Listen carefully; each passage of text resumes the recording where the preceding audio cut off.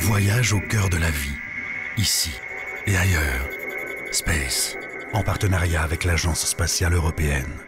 Twinkle, twinkle, little star, how I wonder what you are.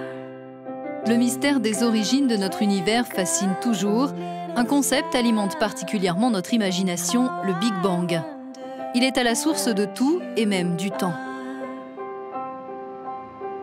Mais en quoi a-t-il consisté? Les scientifiques sont loin d'avoir trouvé toutes les réponses.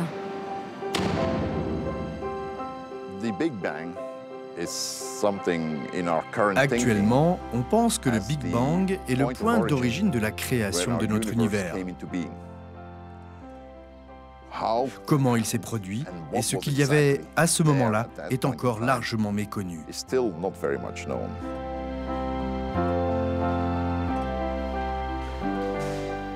Je dirais que le Big Bang est une idée, ce n'est pas un moment précis dans le temps et à mon avis, c'est ce que font la plupart des gens. Ils confondent le Big Bang avec un moment précis dans le temps.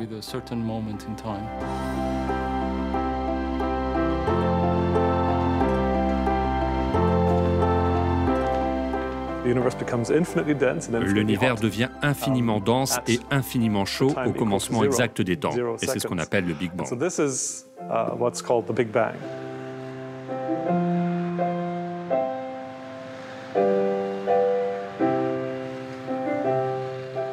Le Big Bang, c'est un modèle. Et donc, c'est un modèle qui permet de relier différents faits observationnels, de leur donner un sens. Et puis, ça permet éventuellement d'avoir des développements théoriques qu'on peut confronter aux observations. Maintenant, donc, en gros, c'est un modèle qui permet d'écrire une histoire.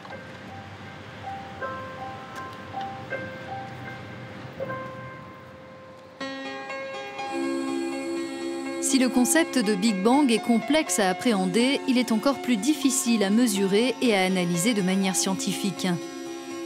C'est pourtant ce qu'ont réussi deux des projets les plus majeurs de notre époque. L'un se situe dans l'espace, l'autre sur Terre, au CERN, l'Organisation européenne pour la recherche nucléaire près de Genève. Là, nous sommes devant les détecteurs qui l'an dernier ont permis de découvrir le boson de Higgs. Deux équipes de recherche ont travaillé en parallèle avec le Grand Collisionneur de Hadron du CERN pour détecter le mythique boson de Higgs. La particule qui donne sa masse à la matière éprouve l'existence du champ de Higgs. On pense que cette expérience peut nous aider à comprendre le Big Bang. Quand on regarde les choses de près, avec le niveau d'énergie que nous atteignons et le genre de masse que nous obtenons lors de cette expérience, on pourrait remonter à environ 1 milliardième de seconde après le Big Bang. Donc on serait très proche du Big Bang.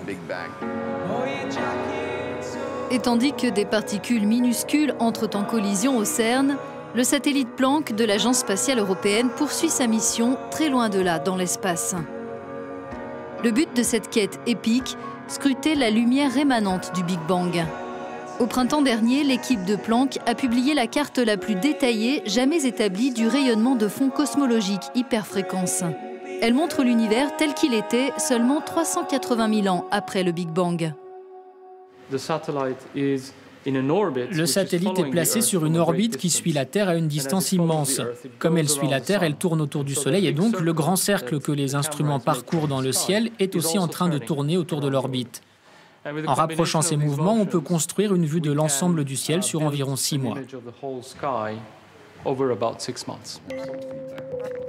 Pour atteindre le cœur de la matière et découvrir comment elle s'est créée, des expériences à grande échelle sont nécessaires. Dans cet anneau de 27 km de circonférence circulent des particules dont les jours sont comptés. La particule démarre sa course dans une bouteille d'hydrogène. Ces particules ressemblent à une nuée de mouches qui volent dans ces tubes. Actuellement, dans le collisionneur, les particules circulent à 99,9% de la vitesse de la lumière. En général, elles circulent dans cette machine pour une durée de 8 à 10 heures.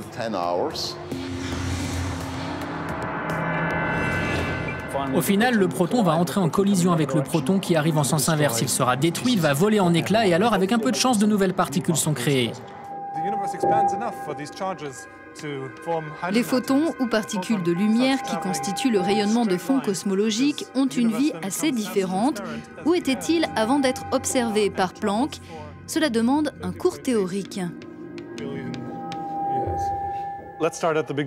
Commençons par le commencement.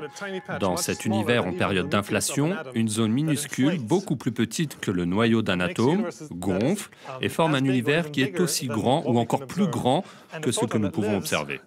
Et un photon qui vit dans cet univers jeune se déplace au milieu des charges positives et négatives parce que l'univers est tellement dense qu'il existe un plasma avec des charges positives et négatives et que les photons se dispersent autour.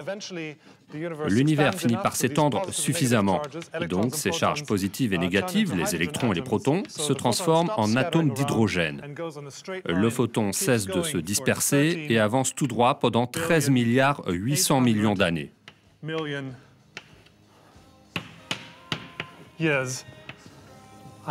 Et ce, jusqu'à ce qu'il atteigne le miroir du satellite Planck et soit capturé par l'un de nos détecteurs.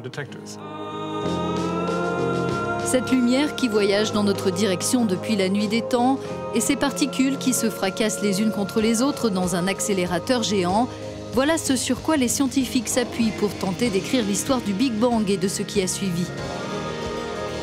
Mais y a-t-il un rapport entre les résultats de ces deux expériences ?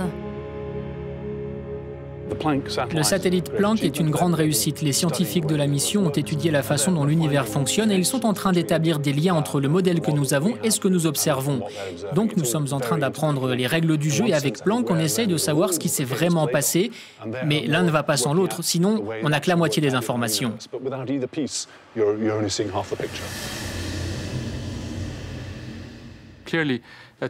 Il est clair qu'au niveau fondamental, il existe un rapport très étroit. Par exemple, on veut savoir ce qu'est la matière noire. La matière noire fait probablement partie des types de particules que nous connaissons très peu. Donc c'est un exemple de lien très clair avec les recherches en physique des particules. Certains modèles qu'on peut construire sont tout à fait compatibles à la fois avec, comme un objet unique, si vous voulez, décrire à la fois le Higgs trouvé au CERN et disons, les propriétés de l'inflation telles qu'elles sont mesurées par Planck. Cette idée de l'inflation, issue de théories qui décrivent un univers en expansion exponentielle pendant une fraction de seconde après le Big Bang, est étayée par les données de Planck. Pour autant, notre vision de l'univers jeune est loin d'être complète. Et de nombreuses questions, voire des anomalies, sont encore irrésolues. Si l'on essaie de mesurer les choses à partir de la vision partielle que nous avons aujourd'hui, on constate qu'il y a parfois de grandes contradictions. Par exemple, le champ de Higgs est censé donner sa masse à tout l'univers parce qu'il remplit l'univers. Les particules acquièrent leur masse parce qu'elles sont constamment en train de se déplacer à l'intérieur. Ce champ de Higgs est extrêmement dense, beaucoup plus dense que le plomb et en même temps, on ne le voit pas, il n'influence pas la gravité des planètes. Donc il y a une grande contradiction entre ce qu'on pense savoir sur ce champ qui remplit l'univers du point de vue de la physique des particules et ce que l'on constate en astrophysique, à savoir que l'univers n'est pas rempli d'un liquide beaucoup plus dense que le plomb. Donc on est clairement face à une contradiction et nous devons la comprendre. Il y a différents types d'anomalies et certaines d'entre elles apparaissent à très grande échelle. Par exemple, on voit qu'il existe une asymétrie dans la quantité d'énergie présente dans un hémisphère du ciel par rapport à l'autre. Un hémisphère est très particulier par rapport à l'autre et ce ne devrait pas être le cas si l'on se fie à notre théorie.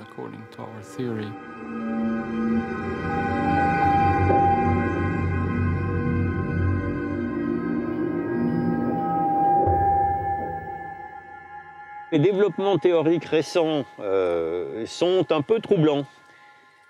C'est-à-dire qu'il y a toute une tendance en physique théorique qui, on pense que notre univers observable n'est qu'une petite partie peut-être d'un univers immense et où on envisage sérieusement le fait que d'autres parties de l'univers avec lesquelles on ne peut pas être en contact, donc on ne peut pas mesurer, obéissent à des lois assez différentes, y compris les constantes physiques fondamentales.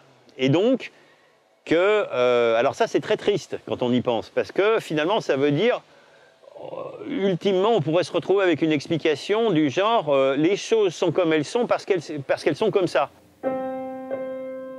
Mais les recherches se poursuivent.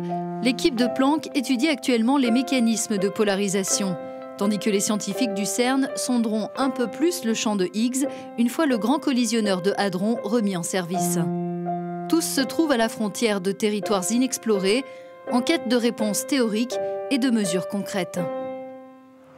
Pour le moment, disons pour les 20 à 30 prochaines années, on a beaucoup à faire pour réussir à comprendre, avancer, collecter de nouvelles données et savoir ce qui se passe dans l'univers.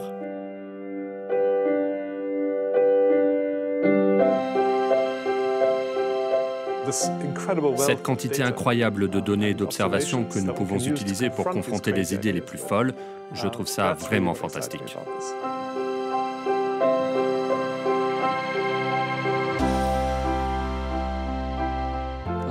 C'est comme ça que la science avance. On cherche nos limites, ce qu'on ne comprend pas, et ensuite, on fouille jusqu'à ce qu'on ait trouvé quelque chose qui nous permette de comprendre.